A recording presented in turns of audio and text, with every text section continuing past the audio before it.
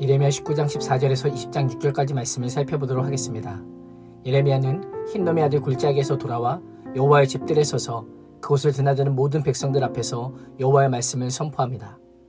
유다 백성들이 영원한 안정과 무조건적인 용서의 징표로 믿고 있는 성전에서 예루살렘 성읍과 모든 촌락에 재앙이 내릴 것을 선언합니다. 이 선언은 하나님께서 스스로 자신의 영광을 성전에서 거두시겠다는 의미요, 유다는 자신들이 선택한 결과를 자취할 날이 올 것이라고 하는 의미입니다. 15절에 보면 말씀을 선포하는 궁극적인 주체가 누구입니까?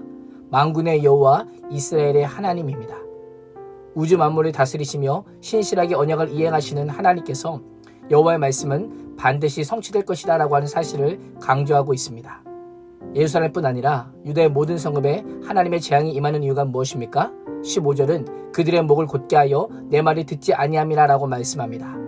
농부의 지시를 거역하는 소처럼 이스라엘이 주인 되신 여호와 하나님의 뜻을 저버리고 하나님의 말씀을 듣지 않고 완강하게 거부하였기 때문입니다.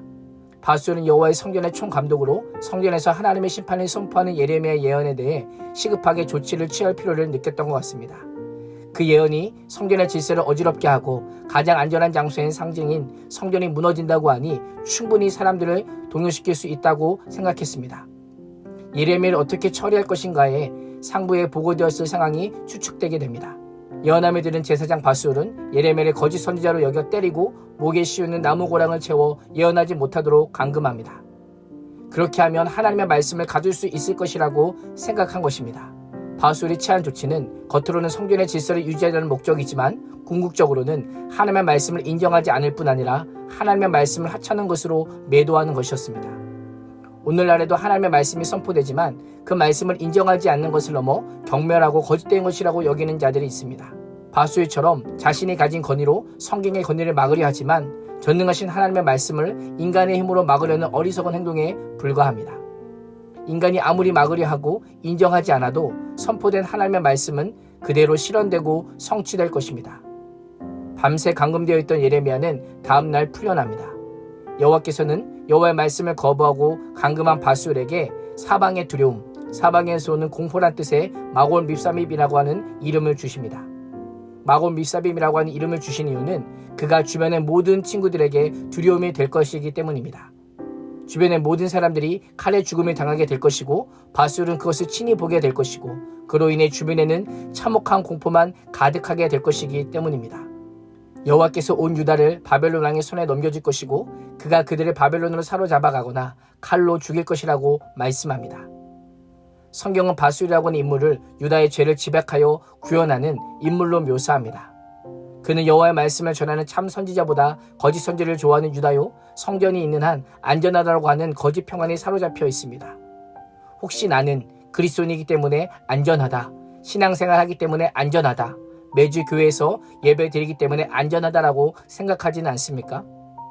이 예언을 여호와의 집들에 서서 예배 드리러 오는 자들에게 선언한 말씀임을 우리는 꼭 기억해야 합니다. 여호와께서는 유다의 성읍에 거주하는 주민만 심판하시는 것이 아닙니다. 유다 성읍의 모든 부와 모든 소득과 모든 귀중품과 유다 왕들의 모든 보물을 원수의 손에 넘기시겠다라고 말씀합니다. 하나님보다 더 사랑하는 소유물들이 모두 다 탈취당하여 바벨론으로 옮겨질 것이다 라고 말씀합니다. 그것을 바벨론에 넘기는 주체가 누구입니까? 여호와입니다. 이를 통해 하나님께서는 유다사의 완전한 파멸을 선언하십니다. 유다가 더 이상 재기할 수 없을 정도로 철저하게 약탈당할 것이다 라고 경고하십니다. 6절에서 예레미야는 직접적으로 바수알의 이름을 부르며 그의 개인적인 운명에 대해 구체적으로 언급합니다. 너 바수알과 내 집에 사는 모든 사람이 포로가 되어 바벨론으로 끌려갈 것이다. 거기서 내가 죽어 묻히게 될 것이다. 너와 너의 예언을 들었던 내 친구들 모두가 그곳에서 죽어 묻히게 될 것이다 라고 말씀합니다. 어디서 많이 본 표현 아닙니까? 여호와께서는 거짓된 말과 거짓된 예언이 우상 숭배와 다를 바가 없음을 선포하십니다. 우상이 허탄한 것이며 우상을 숭배하는 자가 허탄한 일을 하여 모두 멸망을 당하게 되는 것처럼 거짓 예언을 하는 당사자와 그 예언을 받아들이는 자도 그와 같을 것이다 라고 말씀하고 있습니다. 이를 통해 하나님의 말씀과 하나님의 뜻과 계획은 인간의 힘으로 결코 막을 수 없고 반드시 실행되어 유다의 심판이 임할 것임을 알려주고 있습니다. 바울의 모습을 통해 하나님의 말씀에 귀 기울이지 않고 순종하지 않는 것이 얼마나 어리석은지를 기억하여 말씀이 내 귀에 거슬리고 내키지 않아도 아멘으로 고백하며 순종하는 삶을 살 수 있기를 주님의 이름으로 축복합니다. 기도하겠습니다.